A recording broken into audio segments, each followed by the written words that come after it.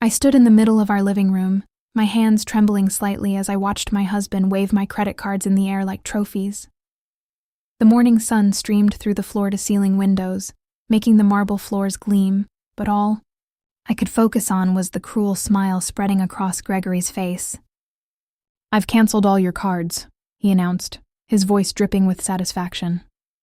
"You're so broke now, and you'll have to ask me even for tampon money." His laughter echoed off the high ceilings of our home, the same home I'd spent 3 years making perfect for him. Each word felt like a slap, but I forced myself to stay still, to keep breathing, to not give him the satisfaction of seeing me crumble. From the leather couch that cost more than most people's cars, Diane, my mother-in-law, looked up from her magazine with that smirk I'd come to know so well. Her perfectly manicured nails tapped against the glossy pages as she added, "Hunger makes women behave fast." The casualness of her cruelty shouldn't have surprised me anymore, but somehow it still did. This woman had lived in our home for 6 months, eating food I prepared, sleeping in the guest room I'd carefully decorated, and she spoke about starving me like she was discussing the weather. I opened my mouth to respond, to ask what I'd done, to deserve this, but Gregory cut me off. "Don't even start with your questions, Clara. I'm done with your attitude, done with your disrespect." He tucked my cards into his wallet with deliberate slowness, making sure I watched each one disappear. "Maybe now you'll learn your place, my place." The words hung in the air between us, heavy and suffocating. This morning had started like any other. I'd woken up at 6, made coffee the way Gregory liked it, dark roast, 2 sugars, splash of cream. I'd prepared his breakfast, ironed his shirt, made sure everything was perfect, because that's what I'd been doing for 3 years. Being perfect, being quiet, being small. The only difference was yesterday afternoon. We'd been sitting at this very dining table when Gregory mentioned investing another $500,000 into a new property development on the east side of town. I'd simply asked, not demanded, not argued, just asked, if he'd had the numbers reviewed by his accountant. The property market had been unstable lately, and the area he mentioned had been flagged in several financial reports I'd read online. I used to be an accountant, a good one. Before Gregory, before this life, I'd worked at Rodriguez and Associates Financial Consulting, handling portfolios worth millions. I understood risk assessment, market analysis, investment strategies. But I'd given all that up when Gregory asked me to marry him, when he'd said he wanted to take care of me, that I'd never have to worry about money again. Take care of me. The irony wasn't lost on me now as I stood there, essentially being told I was cut off from survival. "Gregory," I managed to keep my voice steady. I wasn't being disrespectful. I was just concerned about what? He stepped closer, and I could smell the expensive cologne I'd given him for his birthday last month. "About my business decisions? You think because you used to push papers around an office that you know more than me? I built this company from my father's small construction business into a multi-million-dollar enterprise. What have you done? What have I done? I'd given up a career I loved. I'd walked away from a partnership track at one of the most respected financial consulting firms in the state. I'd spent 3 years managing every aspect of our home, our social calendar, his mother's endless needs. But none of that counted because none of it made money in a way he could brag about to his business associates." Diane stood up, smoothing down her designer dress, the one I'd helped her pick out last week, using the household credit card that apparently no longer existed. "Darling, this is what happens when men marry beneath them. These girls who come from nothing, they never understand that questioning your husband's authority is the same as questioning his manhood. I'd come from nothing. That much was true. I'd worked 2 jobs through college, graduated with honors, built my career from the ground up with nothing but my brain and my determination. Gregory had inherited his father's company and the connections that came with it. But somehow, in his mind and his mother's, my self-made success was worth less than his inherited privilege. "I need access to money for groceries," I said, hating how small my voice sounded. "For household expenses, for..." "You should have thought about that before opening your mouth yesterday." Gregory checked his watch, the Rolex I'd given him for our second anniversary. I have a meeting. You figure out how to manage. Maybe call one of those friends you used to have and ask them for help. Oh wait, you don't have friends anymore, do you? You gave all that up to be my wife. The words were designed to hurt, and they did. When I'd left my job, I'd slowly lost touch with my colleagues. When Gregory complained about my college friends being too loud or too opinionated, I'd stopped inviting them over. When Diane had moved in and taken over my space, my routine, my life, I'd withdrawn even further. He was right. I'd become isolated, and I'd let it happen. Diane picked up her purse, preparing to go out for her daily shopping trip. A trip that would be funded by Gregory's cards, of course. A wife who can't support her husband's decisions doesn't deserve to be supported herself. It's quite simple, really. I watched them both. These two people who were supposed to be my family, and felt something shift inside me. Not breaking. I'd been bending and bending for so long that breaking almost seemed impossible. But shifting, like a door I'd forgotten existed, suddenly remembered it had hinges. Gregory's phone rang, the sharp sound cutting through the tension in the room. He glanced at the screen and I saw his eyebrows furrow slightly. First National Bank, he muttered. Then looked at me with suspicion. Did you try to use one of the cards? Because they're canceled, Clara. Completely canceled. I said nothing. I hadn't touched a credit card in hours. I'd barely moved from this spot since he'd started his performance. He answered the call with his business voice, the one he used to impress clients. Gregory Bennett speaking. I watched his face as he listened to whoever was on the other end, watched as confusion flickered across his features, then disbelief, then something that looked almost like fear. I'm sorry, could you repeat that? His voice had lost its confidence. There must be some mistake. Diane had frozen halfway to the door, her predatory instincts sensing a shift in the power dynamics she'd so carefully cultivated. That's impossible, Gregory said into the phone, his hand gripping the device so tightly his knuckles turned white. I don't understand.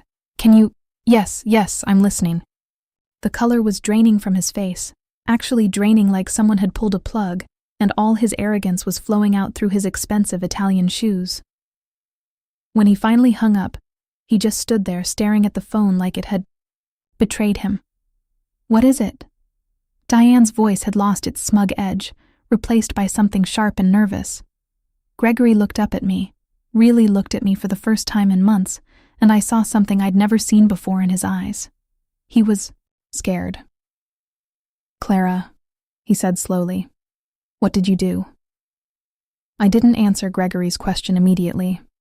Instead, I walked slowly to the armchair near the window and sat down, crossing my legs with a calmness I didn't entirely feel but was determined to project. My heart was pounding, but I kept my face neutral, my breathing steady. What did the bank say? I asked, my voice quiet but clear. Gregory's jaw clenched. Don't play games with me. The banker said there's been a large transaction involving our— He stopped himself, seeming to realize something.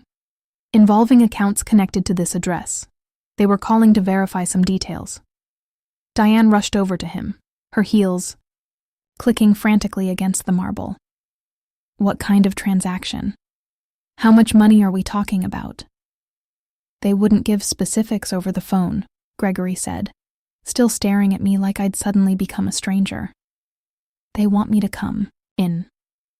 They mentioned something about investment returns and LLC transfers. His eyes narrowed. You've been hiding money from me. It wasn't a question, but I answered anyway. No, Gregory, I haven't been hiding anything. I've been protecting myself. The words hung there, simple and true. Diane's face twisted with rage, but before she could launch into whatever vicious speech she was preparing, I held up my hand. Let me tell you a story, I said. About a girl who worked extremely hard for everything she ever had. Gregory started to interrupt, but something in my expression must have stopped him. Maybe it was the fact that for the first time in 3 years, I wasn't apologizing, wasn't shrinking, Wasn't trying to make myself smaller to fit into the space he'd decided I should occupy. I thought back to 3 years ago when I was still myself. Still Clara Morrison, senior accountant at Rodriguez and Associates Financial Consulting. I'd been 26 when Thomas Rodriguez hired me fresh out of graduate school, impressed by my thesis on risk assessment in volatile markets. Most firms wanted me to start at the bottom, filing papers and making coffee. But Thomas saw something in me. "You have an eye for patterns," he'd told me during my interview. "Most people look at numbers and see just numbers.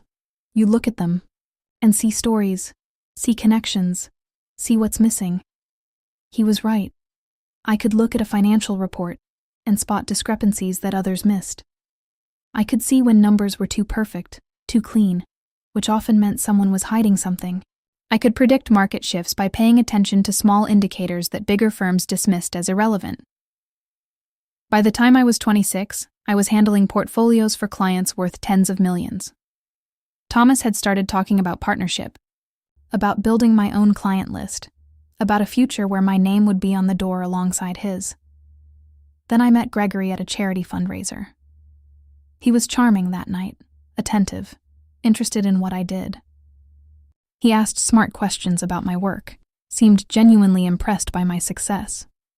When he called the next day to ask me to dinner, I felt like maybe I could have it all: a brilliant career and a relationship with someone who respected my intelligence. For the first 7 months, it was wonderful. Gregory took me to nice restaurants, introduced me to his friends, showed me off at business events. He'd wrap his arm around my waist and tell people, "This is Clara. She's brilliant with numbers, handles millions in investments." He seemed proud of me. Then he proposed. We were at his family's lake house, just the two of us, and he got down on one knee with a ring that must have cost a fortune. But before I could say yes, he added something that should have been a warning. "I want to take care of you, Clara. Really take care of you. I want you home, building our life, not working 72-hour weeks for other people. You've proved yourself already. Now let me prove myself to you by giving you a life where you never have to worry about money again." He made it sound romantic, like he was rescuing me from something difficult instead of asking me to give up something I loved. And I was tired of the long hours, tired of always having to prove myself twice as hard because I was young and female in a male-dominated field. The idea of being taken care of being someone's priority, it sounded like peace. I was so stupid. No, that wasn't fair to myself. I wasn't stupid. I was hopeful. I wanted to believe that love meant partnership, that stepping back from my career would be temporary, that Gregory truly valued me beyond what I could contribute financially. Thomas had tried to warn me. The day I gave my notice, he'd called me into his office and closed the door. "Clara, I'm going to say something and I need you to really hear me," he'd said, his expression serious. "Keep your accounts separate. Keep your investments in your own name. Keep your professional licenses current. Don't give anyone, no matter how much you love them, complete control over your financial survival." I'd laughed it off then, assured him Gregory wasn't like that we were partners, but Thomas had pressed a business card into my hand anyway.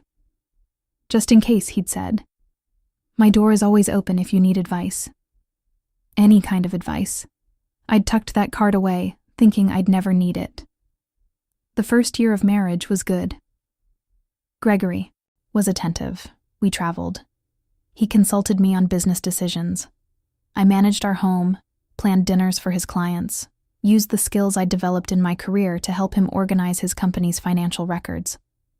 I felt useful, valued. The second year, things started to shift. Small comments about how I spent my days, questions about why the house wasn't cleaner when he came home, why dinner wasn't ready exactly when he wanted it. Suggestions that maybe I didn't understand business as well as I thought I did, since I'd only worked for a consulting firm, not run a company myself. Then Diane got sick. Minor surgery, she'd said, and she needed somewhere to recover. Just a few weeks, she'd promised. That was 6 months ago. With Diane in the house, everything changed faster. She'd whisper things to Gregory when she thought I couldn't hear. She's gotten lazy without a job. She spends your money like it grows on trees. A real wife would be more grateful. You could have married the Patterson girl, you know. Her father owns half the commercial real estate downtown. Gregory started pulling away, started treating me like an employee he was disappointed in rather than a wife he loved. He stopped asking my opinion on anything. He started making unilateral decisions about our life, our money, our future. And I started to realize that Thomas had been right. 6 months ago, when I saw how bad things were getting, I dug through my old work bag and found that business card. My hands had shaken as I dialed the number. Thomas Rodriguez. Thomas, it's Clara. Clara Bennett. My voice had cracked. I think I need that advice now. We'd met for coffee the next day while Gregory was at work, and Diane was at her book club. I told Thomas everything, and he'd listened without judgment, without saying, I told you so, even though he had every right to. The good news, he'd said finally, is that you were smart enough to keep one account separate. The money you saved before the marriage is yours, legally and completely. I looked at Gregory, now standing in our living room, demanding answers. What did you do, Clara? He asked again. I smiled. I remembered who I was before I became your wife. Gregory's face flushed red. Stop talking in riddles and tell me what's going on. Sit down, I said calmly. Both of you. Diane let out a sharp laugh. You don't give orders in this house, girl. You're nothing here. You have no money, no job, no.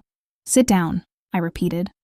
And something in my tone must have surprised them both because Gregory actually moved toward the couch. Diane followed, though her expression was murderous. I stood up and walked to the window, looking out at the perfectly manicured lawn, the fountain Gregory had insisted on installing last year, the expensive cars in the driveway, all symbols of wealth, of success, of power. But symbols were just that, symbols. Real power was something else entirely. When I left Rodriguez and Associates 3 years ago, I had about $250,000 in savings and investments. I began.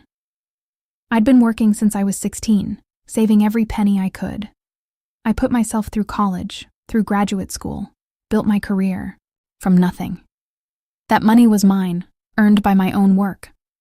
And when we got married, Gregory, you insisted on a prenuptial agreement. To protect my business, Gregory snapped, which was the smart thing to do. It was, I agreed. And that prenup very clearly stated that any assets either of us brought into the marriage would remain separate property. Your business stayed yours. My savings stayed mine. Diane leaned forward. $230,000? Is that what this is about? Honey, Gregory makes that in a quarter. That's nothing. You're right, I said. $200,000 was nothing compared to what Gregory was making, but it was something to me. It was my safety net, my emergency fund, my proof that I'd built something on my own. I turned to face them. So I kept that account active, and every month, when Gregory gave me money for personal expenses, money he said was mine to spend however I wanted, I didn't spend all of it. I saved some, just a little at a time. $50 here, $100 there. Over 3 years, I saved about $15,000 more. Gregory waved his hand dismissively. So you have $215,000. That's still nothing. That doesn't explain why the bank called about large transactions. I'm getting to that, I said. 6 months ago, when your mother moved in and things started changing between us, I got worried. I started paying closer attention to your business deals, reading the financial reports you left lying around, listening when you talked on the phone with your partners. You were spying on me. Gregory's voice rose. I was protecting myself, I corrected. And one day, I heard you on the phone talking about a new investment opportunity, the Riverside Commercial Development Project. 20 acres of undeveloped land, on the east side, near where the new highway extension was being planned. You were excited about it, said it was going to triple in value once the highway was approved. I watched recognition dawn on Gregory's face. I did my research, I continued. I looked at the plans, the zoning reports, the traffic studies, and I realized you were right. It was an excellent investment. The kind of opportunity I would have recommended to my clients back when I was working. Diane's eyes narrowed. What did you do? I called Thomas Rodriguez, my former boss. I asked him if he could help me understand how to make an investment without it being in my name directly. He explained LLCs, limited liability companies, how someone could set one up, use it to make investments, keep their identity private. Gregory stood up abruptly. You didn't. I did, I said simply. Thomas helped me establish an LLC called Morrison Holdings. Morrison was my maiden name, so it was legitimate. I used my savings, my separate property from before the marriage, and I invested in the Riverside project. I bought in 2 months before you did, Gregory, when the price per acre was lower. I secured a 30% stake in the development. The silence in the room was deafening. That's impossible, Gregory finally said, but his voice lacked conviction. That project was invitation only. You couldn't have just... Thomas Rodriguez still has connections, I said. He made some calls. Vouched for Morrison Holdings as a serious investor with liquid capital. They were happy to take my money. Diane's face had gone pale. How much are we talking about? The project just sold, I said. The highway was approved last month, and a major retail developer bought the entire property. Everyone who invested made a profit. Your 35% stake, Gregory, netted you about $800,000. Congratulations. And you? His voice was barely a whisper. My 30% stake, which was actually slightly larger than yours because I bought in earlier, netted me just over $2.5 million. The bank called because the wire transfer just cleared into my account this morning. Gregory sank back onto the couch like someone had cut his strings. Diane's mouth opened and closed, but no sound came out. $2 million, Gregory repeated. You have $2 million? I do, I confirmed, in an account that's solely in my name, funded by investments I made with my separate property. According to the prenuptial agreement you insisted on, it's completely and legally mine. Diane found her voice, shrill and sharp. That's his money. You used information from his business, his connections, I used publicly available information about a real estate development, I interrupted. The same information anyone could have accessed. I made my own investment decision with my own money. If anything, Gregory used information he got from other people in his business network. We both saw an opportunity and took it. Gregory's hands were shaking. This is why you weren't upset yesterday when I questioned the investment. You already knew it was going to pay off because you were already in it. Yes, I admitted. And when you got angry at me for simply asking if you'd had your accountant review the numbers, when you decided to punish me by cutting off all my access to money, I realized something important. What? Gregory asked. That you never really wanted a partner? I said. You wanted someone you could control. Someone who would depend on you completely, who would never question you, who would be grateful for whatever scraps of dignity you decided to allow her. Diane stood up, her face twisted with rage. You ungrateful little snake. After everything this family has done for you, after we welcomed you into our home, your home. I turned to face her directly. Diane, you've been living in my home for 7 months, in a guest room I decorated, eating food I prepared, having your laundry done by the housekeeper I hired and managed. You've contributed exactly nothing except poison in your son's ear. How dare you speak to me that way? How dare you? I shot back, feeling 3 years of suppressed anger finally rising to the surface. How dare you come into my home and treat me like I'm worthless? How dare you tell your son that I need to be starved into behaving? How dare you suggest that hunger is an appropriate way to control another human being? Gregory held up his hands. Everyone just calm down. Clara, this money, we're married. Community property means half of it is mine anyway. No, I said firmly. We live in a state that recognizes prenuptial agreements, and ours was very clear. Separate property remains separate. But even if it didn't, Gregory, I invested money I earned before we were married. I made that investment through an LLC I established with my own funds. Thomas made sure everything was reviewed by a lawyer. The money is mine. Then you owe me, Gregory insisted, his voice desperate now. I'm your husband. You used information from my business discussions. I used publicly available information, I repeated. But you want to talk about what people owe each other?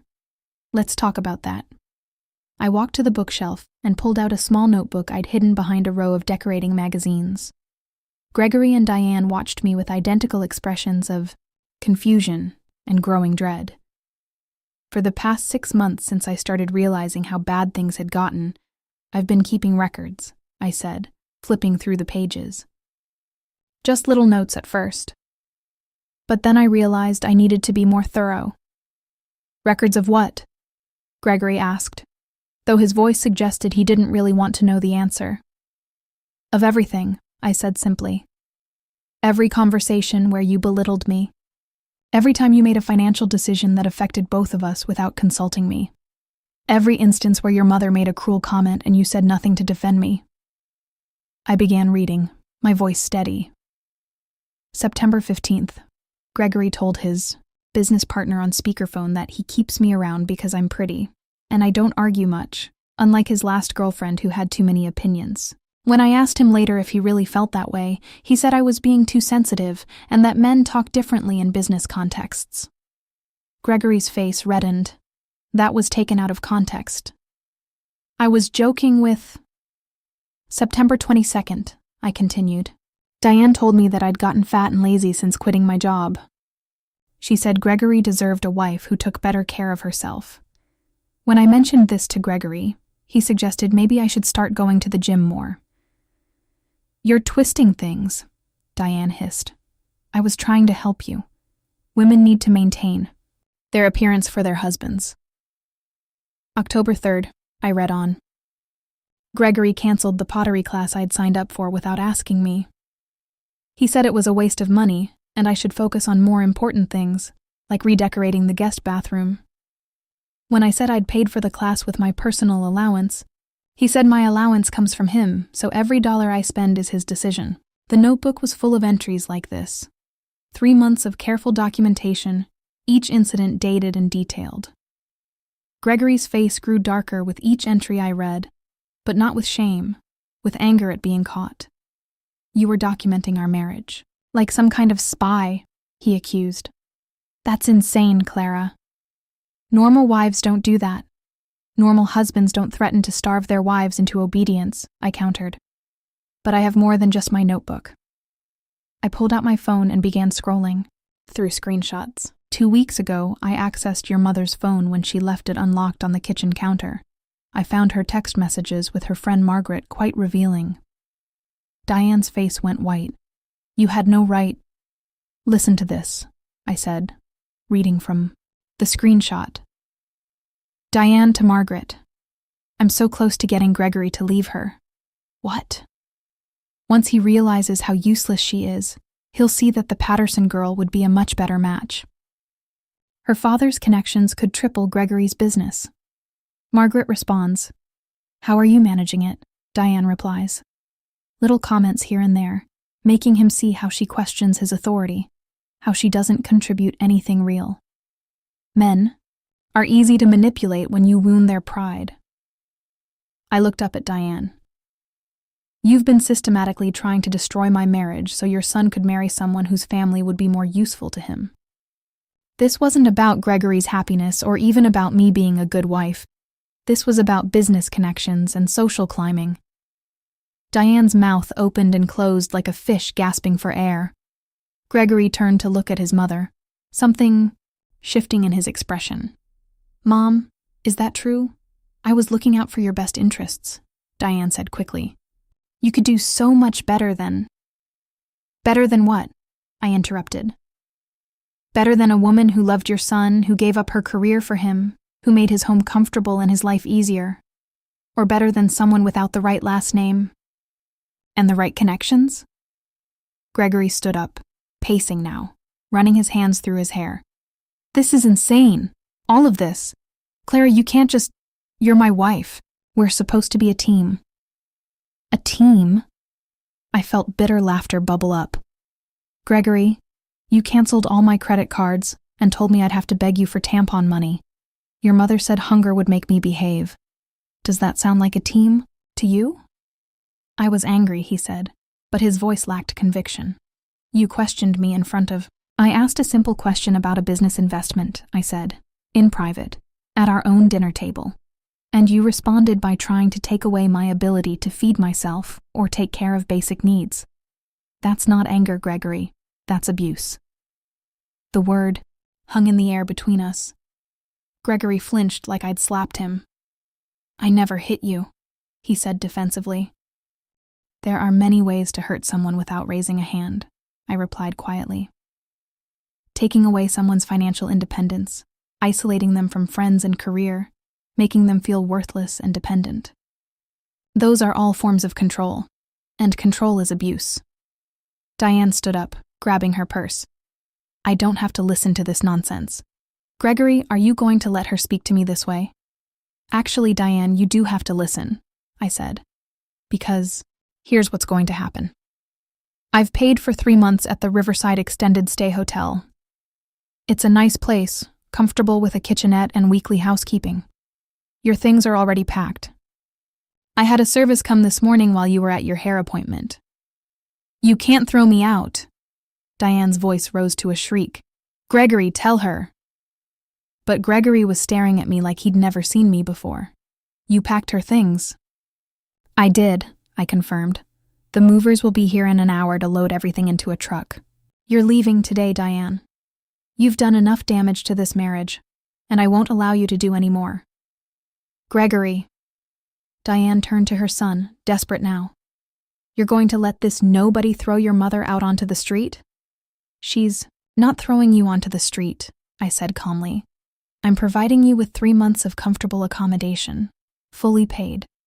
What you do after that is your own business, but you will not live in this house anymore. Gregory sank back onto the couch, his head in his hands. I don't understand how everything got so twisted. It got twisted because you let it, I said, not unkindly. You let your mother poison your mind against me. You let her convince you that respecting your wife was somehow weak. You stopped seeing me as a partner and started seeing me as something you owned. And the money? He asked quietly. The $2 million? It's mine, I said firmly. But here's what I'm willing to do. I'll invest some of it into an account for our future, if we have a future. But only if things change, Gregory. Real change. Not promises that last a week. What kind of change? Counseling, I said.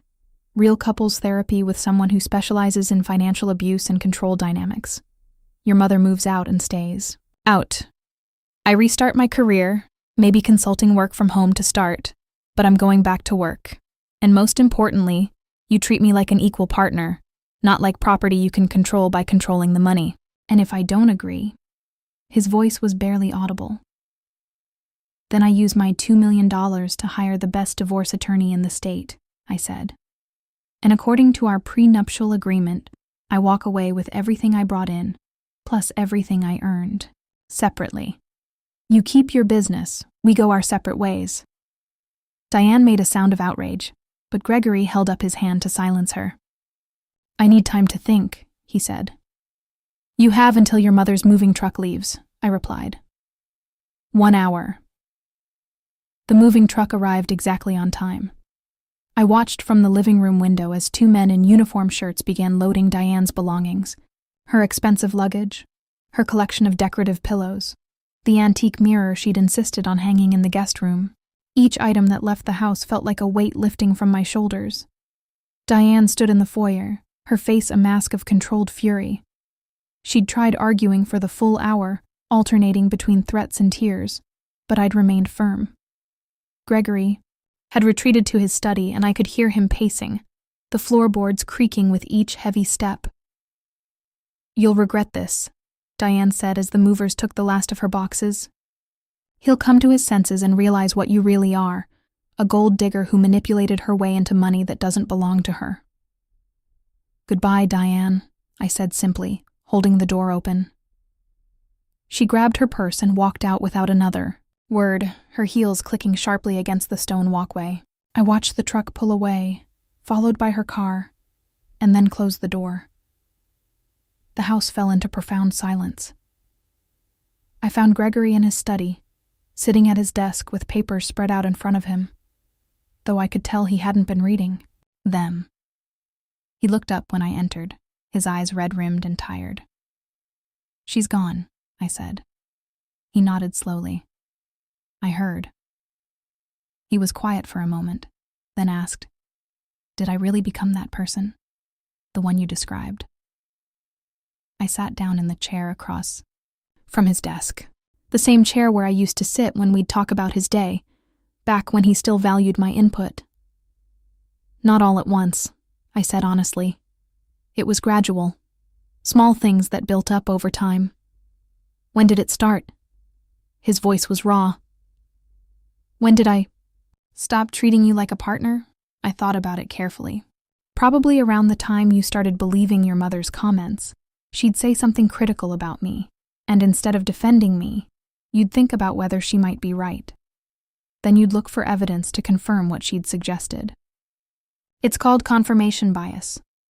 Once you're looking for problems, you'll find them, even if they're not really there." Gregory leaned back in his chair. "I thought I was protecting my business. My father built that company from nothing, and when he died, everyone expected me to fail. I was so focused on proving them wrong, on being successful, that He trailed off. "That you needed someone beneath you to prove you were above them," I finished. "Having a wife who needed you, who couldn't survive without you, made you feel powerful in a way business success didn't." He flinched, but didn't deny it. "What you said earlier, about abuse, I meant it," I said. "Maybe you didn't see it that way, but financial control is abuse. Isolation is abuse. Using someone's dependence on you as a weapon is abuse." "I'm sorry." His voice broke. "God, Clara, I'm so sorry. You gave up everything for me, and I treated you like you were worthless." "You did," I agreed, and I didn't soften it. He needed to hear it plainly. "But what matters now is what you do next." "The counseling," he said. "You really want to try?" "I want to know if the man I married is still in there somewhere," I said. "The one who asked about my work, who seemed proud of my intelligence, who made me laugh. If he is, then maybe we can rebuild. If he's gone, replaced by the man who laughed while telling me I'd have to beg for tampon money, then there's nothing left to save." Gregory stood up and walked to the window, looking out at the same view I'd stared at earlier. "I called Dr. Patricia Reeves while you were dealing with the movers. She's a therapist who specializes in marriage counseling. She has an opening tomorrow afternoon. You called already?" I was surprised. "I was terrified you'd leave if I waited," he admitted. "I've been sitting here for the past hour thinking about what my life would look like without you and Clara. It's empty. The house, the business, all of it feels hollow without you in it." "That's a start," I said. "But words are easy, Gregory. Action is what matters." "I know." He turned to face me. "The credit cards. I've already called the bank to reactivate them. And I'm adding you as a full joint owner on the main household account, not just an authorized user. Equal access, equal control." I nodded. "And my career? Whatever you want to do, I'll support it," he said quickly. "If you want to go back to Rodriguez and Associates, if you want to start your own consulting firm, if you want to just take some time to figure out what you want, whatever it is, I mean it. No more trying to keep you small." "I've already talked to Thomas," I said. "He has clients who need financial consulting but don't require full-time staff. I can work from home, set my own hours, rebuild my professional reputation gradually." Gregory managed a small smile. "You had it all planned out." "I had to," I said. "I couldn't let myself depend on your decision. I needed to know I'd be okay either way." He walked over and knelt down beside my chair, taking my hand carefully like he was afraid I might pull away. "I don't know if I deserve another chance, but if you're willing to give me one, I swear I'll spend every day proving that I can be the husband you deserved from the beginning." I looked down at our joined hands, his larger one enveloping mine. 3 years ago, this touch had made me feel safe. Then, it had made me feel trapped. Now, I wasn't sure what it made me feel, but I was willing to find out. "One day at a time," I said. We go to counseling. We work on communication. You treat me as an equal, and I promise to speak up when something bothers me, instead of letting resentment build. We both change, or this doesn't work. One day at a time, he agreed. The next morning, I had coffee with Thomas at a small cafe downtown. He'd been the one to help me establish Morrison Holdings, to review all the legal documents, to make sure everything was done properly. Now he slid a folder across the table to me. 3 potential clients, he said. Small businesses that need quarterly financial reviews and investment advice. Nothing too demanding, good starter projects to get you back in the game. I opened the folder, scanning the information, and felt something I hadn't felt in 3 years. Excitement about work. These look perfect. How's Gregory handling all of this? Thomas asked carefully. He's trying. I said we have our first counseling session this afternoon.